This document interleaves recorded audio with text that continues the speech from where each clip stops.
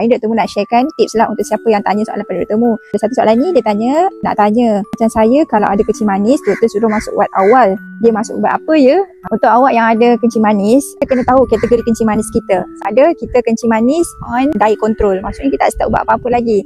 Ataupun kita kencing manis on medication. On medication ada dua lah, sama ada awak makan ubat ataupun awak on insulin yang cucuk dekat perut tu. Kalau kita ada kencing manis kan, kita nak elakkan komplikasi sekiranya baby tu stay lama dalam perut. Dah cukup hari je, kita akan induce lah sebenarnya. Kalau awak on diet control, kalau awak tak bersalin lagi sehingga 40 minggu, awak kena masuk wad lah untuk induce. Kalau awak on medication, sama ada on ubat ataupun on insulin, awak kena masuk wad waktu usia kandungan 38 minggu. Ini sebenarnya baik untuk awak sebab kita nak elakkan baby overgrow kat dalam, kita nak elakkan baby lemas kat dalam. Sebab hospital check jantung semua okey, so doktor akan induce supaya awak tak overdose, supaya awak sihat, baby awak pun sihat. Okey, semoga bermanfaat buat awak.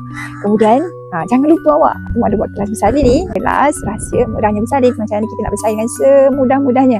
Tak kisahlah untuk awak yang nak bersalin normal ke, bersalin Caesar ke, ada kencing manis ke, tak ada kencing manis ke. Sebab apa? Kelas ni untuk semua orang yang bakal melahirkan. Dr. Mu nak bantu korang supaya korang ready emosi dan juga fizikal. Macam mana cara untuk kita push dengan cara yang betul untuk elakkan komplikasi pada ibu dan juga baby. Kelas ni untuk dua orang tahu, untuk husband and wife. Korang kena cepat daftar sekarang. Untuk dua orang ni harga cuma RM99 saja. Ini harga offer hari raya untuk 20 orang terawal hari ni. Korang daftar terus dekat link di bio ataupun tag biru di bawah.